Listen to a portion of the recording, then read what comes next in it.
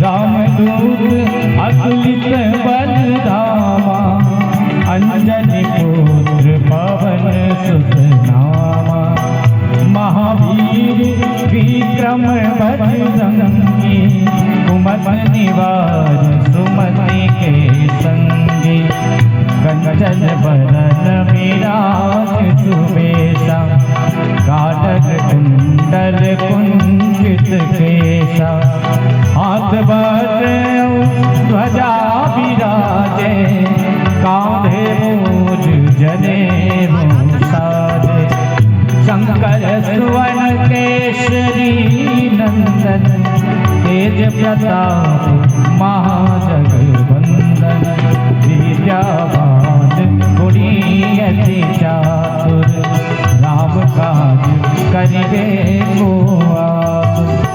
प्रभु चरित सुनिबे को रसिया, राम लखन सीता मन बसिया। सूक्ष्म रूप धरि सियाहि दिखावा, विकट रूप धरि लंक जरावा। भीम रूप धरि असुर संहारे, रामचंद्र जी के काज संवारे। लाए सजीवन लखन जियाए, वीर रघुवीर हरषि उर लाए। रघुपति दीन्हि बहुते बड़ाई, तुम मम प्रिय भरतहि सम भाई। दास बदन तुम्हरो जस गावे, हस कहि श्रीपति कंठ लगावे। सनकादिक ब्रह्मादि मुनीषा, नारद शारद सहित अहीसा। जम कुबेर दिगपाल जाते, कवि कोविद कहि सके कहावे। तुम उपकार सुग्रीवहि कीन्हा, राम मिलाए राजपद दीन्हा। तुमरो मंत्र विभीषण माना, लंकेश्वर भय सब जग जाना। जुग सहस्र जोजन पद भानु, लील्यो ताहि मधुर फल जानु। रघुमुखिका मेरी मुख माहि, जलधि लांघि गए अचरज नाहि। दुर्गम काज जगत के जेते, सुगम अनुग्रह तुम्हारे तेते। राम दुबारे तुम रखवारे, होत न आज्ञा बिनु पैसारे। सब सुख है तुम्हारी सरना, तुम रखो काहू को डरना। आपन तेज समारो आपै, तीनों लोग हाँकते कांपै। भूत पिशाच निकट नहीं जावे, महावीर जब नाम सुनावे। नासै रोग हरै सब पीरा, जपत निरंतर हनुमत बीरा। संकट से हनुमान छोड़ावे, मन क्रम वचन ध्यान जो लावे। सब पर राम तपस्वी राजा, जिनके काज सकल तुम साजा। और मनोरथ जो कोई लावे, सोई अमित जीवन फल पावे। चारों जुग प्रताप तुम्हारा, है प्रसिद्ध जगत उजियारा। साधु संत के तुम रखवारे, असुर निकंदन राम दुलारे। अष्टसिद्धि नवनिधि के दाता, असबर दीन जानकी माता। राम रसायन तुमरे पासा, सदा रहो रघुपति के दासा। तुमरे भजन राम को पावे, जन्म जन्म के दुख बिसरावे। अंतकाल रघुबरपुर जाई, जहाँ जन्म हरि भक्त कहाई। और हनुमत से सर्व सुख करहि। संकट कटै मिटै सब पीरा, जो सुमिरै हनुमत बलबीरा। जय जय जय हनुमान गोसाई, कृपा करहु गुरुदेव की नाई। जो सत बार पाठ कर कोई, छूटहि बंदी महासुख होय। जो यह पढ़े हनुमान चालीसा, होय सिद्धि साखी गौरीसा। तुलसीदास सदा हरि चेरा, कीजय नाथ हृदय महाडेरा। पवन तनय संकट हरण, मंगल मूरति रूप। राम लखन सीता सहित, हृदय बसहु सुरभूप। पवन सुत हनुमान की जय, उमापति महादेव की जय। सियावर रामचंद्र की जय। हरि ओम हरि ओम। इस पंडाल में उपस्थित ज्येष्ठ श्रेष्ठ माताएं, जो भी यहाँ उपस्थित हैं, मानस सेवा सत्संग समिति आपका हार्दिक अभिनंदन और स्वागत करता है। बड़े ही सौभाग्य की बात है कि व्यास पीठ पर विराजमान जो व्यास जी हैं, हमारा ये जो जीवन यात्रा होती है इस भूलोक पर, उसको कैसे हम सफलता पूर्वक हनुमत तत्व से उसकी तुलना करते हुए हमें जीने का एक रास्ता बता रहे हैं। तो हम सभी जितने भी यहाँ आगंतुक पंडाल में बैठे हुए हैं और जो अभी पंडाल से बाहर ही हैं, मेरा उनसे आग्रह है वो जल्द से जल्द पंडाल में आ जाएं, जो कि आपके लिए, जो इस जीवन के लिए एक अमूल्य कथा, जिस कथा में डुबकी लगाने मात्र से ही इस जीव का उद्धार होता है, तो वैसे कथा में आप कथा से वंचित ना रहें और जल्द से जल्द आप इस पंडाल में आ जाएं, क्योंकि कथा प्रारंभ ही होने वाली है। तो सबसे पहले अपने व्यास जी का स्वागत और माल्यार्पण करने के लिए मैं आमंत्रित करता हूं अपने श्रीमान दिनेश शर्मा जी, जो कहुआ के ग्रामवासी हैं। श्रीमान दिनेश शर्मा जी जहां भी हों, वो आकर के व्यास जी का माल्यार्पण कर स्वागत करें। तत्पश्चात इस पंडाल में ही उपस्थित श्रीमान रघुनंदन कुंवर जी, जो कहुआ ग्रामवासी हैं, वो भी मंच पर आए और व्यास जी का माल्यार्पण कर स्वागत करें।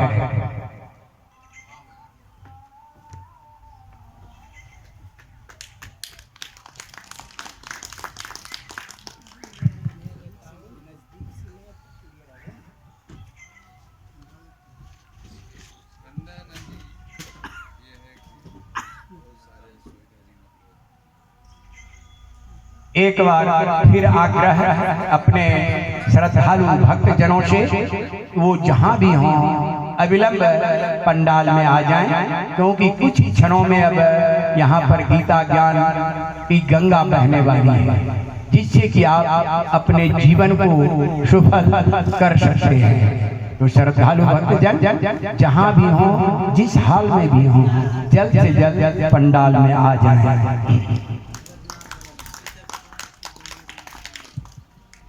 तो ये था माल्यार्पण का कार्यक्रम, और अब आगे की कार्यवाही के लिए अपने व्यासपीठ स्वतंत्र है।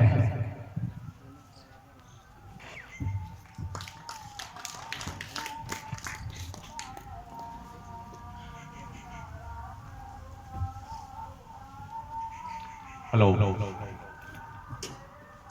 हेलो हेलो हेलो हेलो, ओम शांति। ओम शांति, ओम शांति, ओम शांति। श्री राधे राधे। परमपिता परमात्मा की असीम अनुकंपा को नमन करते हुए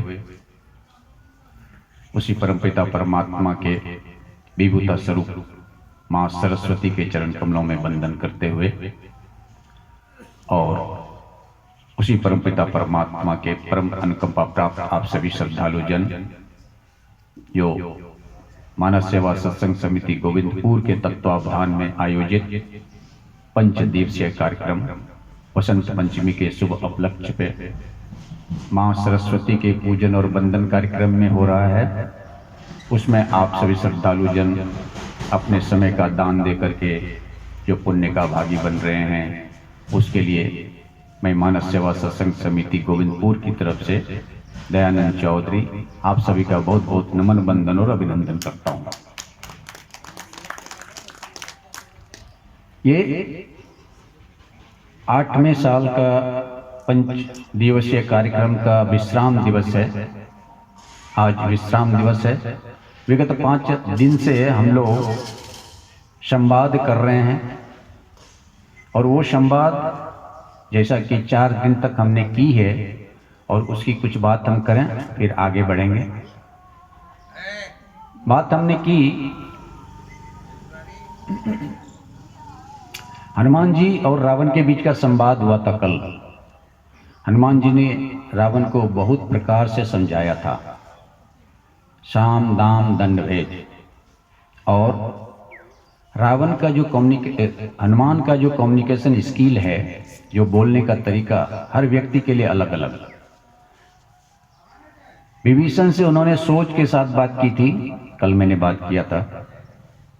सीता माता के साथ स्मरण करके बात की थी, कल मैंने बात किया था। रावण के साथ सीख के साथ बात किया था। सीख मतलब होता है डरा के बात करना, कल हमने बात किया था। और एक और पात्र हैं जिससे हनुमान जी ने बात की है, वो आज बात करेंगे। वो प्रभु श्री राम हैं जिसके साथ हनुमान जी ने बात की है और वो समर्पण के भाव से बात किया है। तो देवियों सज्जनों, कल हमने बात किया था ये हनुमान का भारत है, ये हमने बात की थी। अगर धर्म के लिए अपने जान की कुर्बानी भी देनी पड़े तो श्रीमद् भगवत गीता है कहती है कि वो उत्तम है वनस्पति की धर्म का साथ दे करके जीने के लिए। अभी देखिए देवियों सज्जनों, मैं 2 पात्र को उठाता हूं। एक पात्र महाभारत का है, दूसरा पात्र रामायण का है। एक पात्र द्वापर का है, एक पात्र त्रेता का है। भीष्म पितामह महाभारत का एक पात्र है, द्वापर का एक पात्र है, और जटायु रामायण का एक पात्र है और त्रेता का पात्र है। दोनों बलशाली थे, दोनों धर्म को मानने वाले थे। लेकिन आप भीष्म पितामह का चरित्र देखें, अपने राज्य को बचाने के लिए उसने आजीवन ब्रह्मचारी रहने का व्रत ले लिया, प्रण ले लिया। और उन्होंने बोला कि जो भी इस गद्दी पे बैठेगा उसकी रक्षा मैं करूंगा। ये प्रण था भीष्म पितामह का। कर्म चक्र कार्य चक्र गुजरा और एक समय आया जबकि एक औरत कुलवधु द्रौपदी का चीरहरण हो रहा है भरी सभा में, और उस सभा में वो भीष्म पितामह भी बैठा हुआ है। भीष्म पितामह से बलशाली कोई नहीं था। उसने हर के अपने अंधे भाई का शादी करा दिया था, इतना बलशाली था। लेकिन वही भीष्म पितामह अपने प्रण के लिए धर्म का त्याग कर दिया। वो द्रौपदी का चीरहरण हो रहा है, द्रौपदी सबसे मदद मांग रही है, उसी सभा में द्रोण बैठा हुआ है, भीष्म पितामह बैठा हुआ है, लेकिन कोई भी उसका मदद नहीं किया। ये पात्र है भीष्म पितामह। और दूसरा पात्र है जटायु, रामायण का पात्र है। जब सीता का हरण रावण ने किया और जा रहा था लंका की तरफ, तो जटायु ने इसके रथ को रोक दिया। बोला, तुम मेरे राष्ट्र के अस्मिता पे नजर कैसे डाल सकते हो? मेरे में जब तक प्राण है तब तक मैं तुमसे युद्ध करूंगा। और चूंकि जटायु वृद्ध हो चुका था, बूढ़े हो गए थे, फिर भी अंतिम सांस तक रावण से लड़ाई किया। किसके लिए? राष्ट्र की अस्मिता के लिए। राष्ट्र मतलब राम, अस्मिता मतलब सीता। राम की सीता मतलब राष्ट्र की अस्मिता, राष्ट्र का शान। और उस शान को बचाने के लिए जटायु ने अंतिम क्षण तक युद्ध किया रावण से, और अंत में रावण ने उनके पंख को काट दिया और जटायु गिर गया। विजय रावण का हुआ, वहां भी विजय दुर्योधन का हुआ। दोनों ही स्थिति में विजय दुर्गुणों की ही हुई, लेकिन फर्क इतना ही था कि भीष्म पितामह चाहते तो वहां पे द्रौपदी का चीरहरण रुकवा सकते थे, इतने बलशाली थे कि उनके अगेंस्ट कोई खड़ा नहीं हो सकता था, लेकिन उन्होंने कुछ नहीं किया। जबकि जटायु चाह करके भी सीता को बचा नहीं पाते थे क्योंकि वो वृद्ध थे, फिर भी उसने लड़ा। लेकिन सोचने वाली बात है कि दोनों का कर्म जैसा था वैसा ही फल दोनों को मिला। भीष्म प्रण के चक्कर में धर्म को छोड़ दिए, परिणाम हुआ 6 महीने तक बाण की सैया पे दुख भोगते रहे। उनको शरीर में अनगिनत घाव 6 महीने तक रक्त और पीप निकलते रहा, कोई पोंछने वाला नहीं था। और जटायु जो अपने अंतिम समय में भगवान श्री राम के गोद में अपने प्राण को त्याग दिया। ये फर्क है धर्म और प्रण दोनों में। आपका प्रण अगर धर्म को नहीं मानता है, धर्म के लिए नहीं खड़ा होता है, तो प्रण कोई कीमत का नहीं है। और अगर आपका प्रण धर्म की रक्षा के लिए खड़ा होता है तो वो बहुत कीमत का है। जटायु धर्म के लिए लड़ते रहा अंतिम क्षण तक। परिणाम हुआ कि वो भगवान की गोद में अपने प्राण को त्याग के सीधे स्वर्ग लोक को गए। और भीष्म पितामह जो जिंदगी भर आजीवन ब्रह्मचारी था, उसे वरदान तक कोई नहीं हरा सकता, गंगा पुत्र था, फिर भी उसकी अंतिम स्थिति ऐसी थी कि 6 महीने तक बाणों की सैया पे पड़ के लेटे रहे। खून और पीप से भरा हुआ उसका शरीर कोई पोंछने वाला नहीं था, क्योंकि उनका कर्म धर्म के विरुद्ध था। तो देवियों सज्जनों, यहाँ हनुमान का कर्म धर्म के समर्थन में है, इसलिए हनुमान का भारत धृतराष्ट्र का भारत नहीं है। वही हनुमान रावण को समझा के बोलता है कि तुम सीता को दे दो अगर अपना भलाई चाहते हो तो। और श्रीमद् भगवद गीता में श्री कृष्ण ने अर्जुन को यही बात समझाया कि धर्म के लिए तुमको युद्ध करना पड़ेगा। तुम अपना कुल देख रहे हो, अपना वंश देख रहे हो, अपने को अपयशी मान रहे हो कि मैं अपने आदमी को मार दूंगा, कैसे मारूंगा, मेरा द्रोण है, मेरा भीष्म है, मेरा भाई है, मेरा बंधु है। लेकिन अर्जुन, अगर धर्म के लिए तुम मर भी जाओगे तो तुम्हें स्वर्ग की प्राप्ति होगी, और अगर धर्म के लिए तुम जीत जाओगे पूरे भूमि का तुम राजा बनोगे। हत्वा या प्राप्तसी स्वर्गम, जित्वा या मोक्षसी महिम, तस्मात् उत्तिष्ठ कौन्तेय युद्धाय कृत निश्चय। श्रीमद् भगवद गीता अध्याय 2 सांख्य योग श्लोक नंबर 37। हत्वा या प्राप्यसी स्वर्गम, हत्वा मतलब अगर मर जाओगे तो, प्राप्यसी मतलब प्राप्त करोगे, स्वर्गम मतलब स्वर्ग। अगर मर जाओगे हत्वा, प्राप्यसी प्राप्त करोगे, स्वर्गम स्वर्ग। जित्वा अगर जीत जाओगे, मोक्ष से महिम, मोक्ष से मतलब राज करोगे, महिम मतलब भूमि, संपूर्ण भूमि का राजा बनोगे अगर जीत गए तो। तस्मात् इसलिए, उत्तिष्ठ कौन्तेय, कौन्तेय अर्जुन का नाम है, इसलिए हे अर्जुन उठो, युद्धाय कृत निश्चय, और युद्ध करने के लिए निश्चित हो जाओ।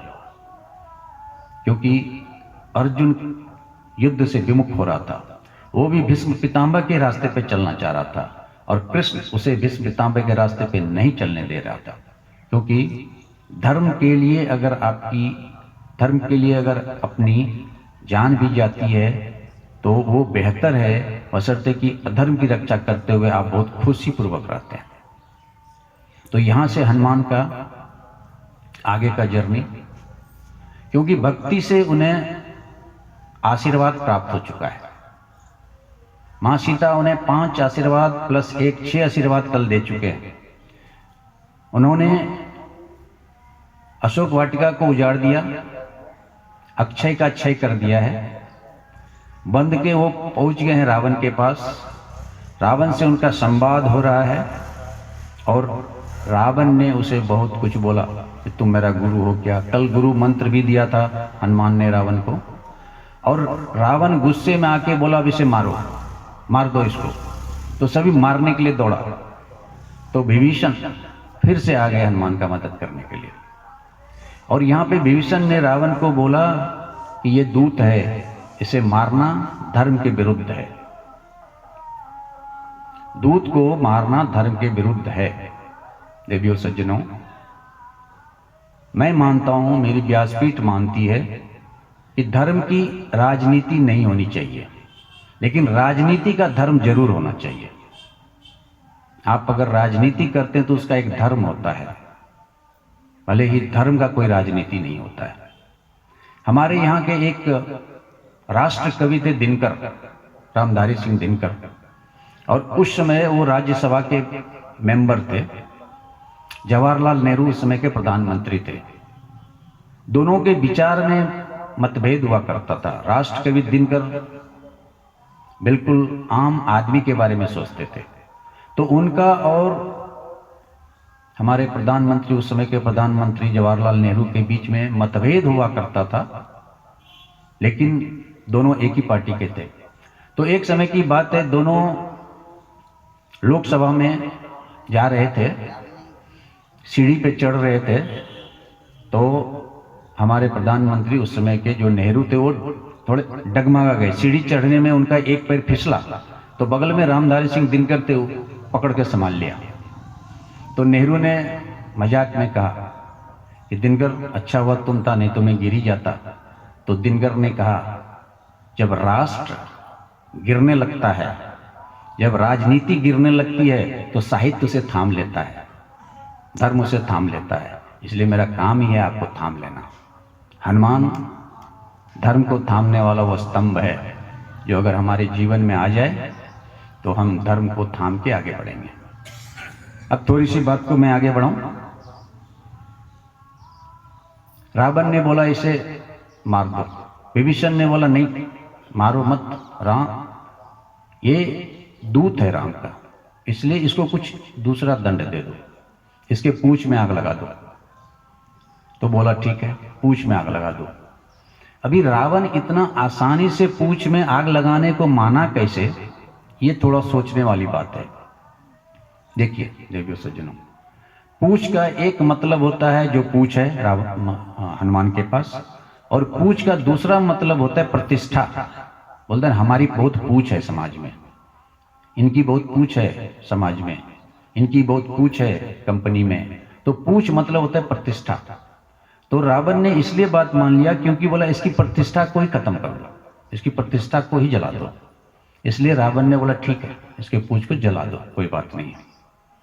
और हनुमान जी बहुत जोर से हंसे, बहुत जोर से हंसे, और माँ शारदे को बहुत धन्यवाद दिए। सहाय, माँ शारदे सहाय हो गए, ऐसा उन्होंने बोला। ये अंदर अंदर बहुत खुश हो गई, चलो तुम मेरा प्रतिष्ठा पे आग लगा रहे हो, कोई बात नहीं है, मुझे अपनी प्रतिष्ठा नहीं चाहिए, मुझे अपना पूछ नहीं चाहिए, मुझे तो राम का काज करना है। और ये सीख देती है देवियों सज्जनों कि अगर हमें श्रेष्ठ कार्य करने के लिए अपने प्रतिष्ठा को, अपने पूछ को, अपने मानने को कि लोग हमें माने, इसको अगर छोड़ना पड़े तो छोड़ने में कोई बुराई नहीं है। क्योंकि हनुमान जी ने बोला लगाओ तो पूछ में आग, कोई दिक्कत नहीं है। और इस तरह से रहा न नगर वसन वृत तेला, बाढ़ पूछ किन्न कभी तेला। अभी हनुमान जी सारे को परेशान कर रहे हैं। ये लोग अपना कपड़ा लाते हैं, पूछ में बांधते हैं, पूछ बड़ा कर देते हैं, फिर लाते हैं, पूछ बड़ा कर देते हैं। पूरा लंका का सारा कपड़ा जो राक्षस राक्षसनी पहना था उसको छोड़ के सारे कपड़े लग गए उनके पूछ में, और सारे घी लग गए लंका के। अभी यहाँ पे मैनेजमेंट ग्रुप कहते हैं, जो हम लोग मैनेजमेंट की बात करते हैं, तो प्रोडक्टिविटी मतलब उत्पादन, 100% प्रोडक्टिविटी हनुमान जी का है। देखें, मिनिमम इनपुट मैक्सिमम आउटपुट। अभी हनुमान जी उनके देश में जाकर के उसी के सामान से उसी के देश को जलाया, अपना कुछ नहीं लेके गए थे। हम लोग दुनिया भर का सामान लगाते हैं फिर भी घाटा हो जाता है, खेती करने में घाटा, नौकरी करने में घाटा, व्यवसाय करने में घाटा। अगर आपको सीखना है कि कैसा प्रॉफिट कमाना है तो हनुमान जी से सीखो। हनुमान जी वहाँ गए, उन्हीं का कपड़ा, उन्हीं का तेल, उन्हीं की बाती, उन्हीं का आग, और जला किसकी? उन्हीं की, रावण की ही जली, पूरा लंका को जला दिया। अभी यहाँ प्रश्न होता है कि जिसने जिसने कपड़ा दिया था उसके उसके घर को जला दिया हनुमान जी ने, और जिसने कपड़ा नहीं दिया उसके घर को नहीं जलाया। विभीषण ने एक भी कपड़ा नहीं दिया था, और विभीषण ने कोई तेल भी नहीं दिया था, इसलिए सारे लंका को जला दिया। सिर्फ और सिर्फ विभीषण का घर बच गया। इसलिए वहां पे लिखा, एक विभीषण कर गृह नाई, जरा अनाथ कर, समूचे लंके को अनाथ कैसे जला दिया। अभी एक बात समझिए, लंका कोई मजाक नहीं था जलाना, लंका कोई ऐसा वैसा घर नहीं था जिसको जला दो। पहले तो वो सोने की लंका थी, रावण वहां का राजा था, मेघनाद, कुंभकर्ण सारे वहां पे निश्चर थे, फिर भी लंका को जला दिया। लंका को हनुमान ने नहीं जलाया। लंका जलाने में 5 आदमी का हाथ है। और अगर आप समझें कि लंका अगर जल रही है तो समझ लो कि ये 5 तत्व काम कर रहे हैं। पहला, सीता का संताप। अगर आप किसी नारी को उत्पीड़न करते हो तो समझो आपकी लंका जलेगी। रावण ने सीता को बहुत संतापित किया और उसका संताप उसके लंका को जला दिया। तो पहला, सीता का संताप, लंका को जलाया। दूसरा, संतों का श्राप, संत और साधु का श्राप लंका को जलाया। हनुमान को असंख्य बोला, असठ बोला, 60 बोला, विभीषण को पैर से मारा, सूक को मारा, पैर से मारा, और वो संत का जो श्राप था उसने लंका को जलाया। और तीसरा, रावण का पाप, खुद उसका पाप की घड़ा भर गया था, पाप का घड़ा भर गया था। इतना उसने पाप करना चालू कर दिया, इतने लोगों को तंग करना चालू किया, इतने देव देवता, गंधर्व, किन्नर, नर नाग सबको त्राहिमाम कर दिया। तो उसका पाप इतना बढ़ गया कि उसके ताप से लंका जल गया। तीसरा, रावण का पाप। और चौथा, प्रभु का प्रताप, प्रभु श्री राम का प्रताप। और 5वां, हनुमान का बाप। हनुमान का बाप कौन था? वायुपुत्र। तो वायु ने भी लंका जलाया। और 25वां नंबर दोहा आप देखें, हरि प्रेरित तही अवसर चले मरुत 49। हरि प्रेरित मतलब प्रभु का प्रताप, और वायु मतलब 49 वायु चला, मतलब वायु, यानी हनुमान का बाप, राम का प्रताप, रावण का पाप, साधु संतों का श्राप और सीता का संताप। अगर ये 5 चीज आपके समाज में है, हमारे समाज में है, 5 में कोई 1 है, 2 है, तो समझ लो हमारे समाज की हानि होगी। साधु अवज्ञा कर फल ऐसा, जरा अनाथ कर। अगर साधु की आप अवज्ञा करोगे तो आपकी भी लंका जल जाएगी। इसलिए ध्यान देना, देखिए सज्जनों, कि अगर आपको अपना लंका सुरक्षित रखना है तो इस 5 बातों पे ध्यान देना। कभी किसी बेबस औरत को प्रताड़ित मत करना, साधु संतों को कभी प्रताड़ित मत करना, अपने पाप को बढ़ावा मत देना, प्रभु को छोटा मत समझना, और वायुदेव को भी छोटा मत समझना। तो इस तरह से हनुमान जी ने सारे लंका को जला दिया, उलटी पुलटी लंका सब जारी। अभी इसका तात्विक अर्थ थोड़ा समझाएं कि लंका कोई गेंद था क्या?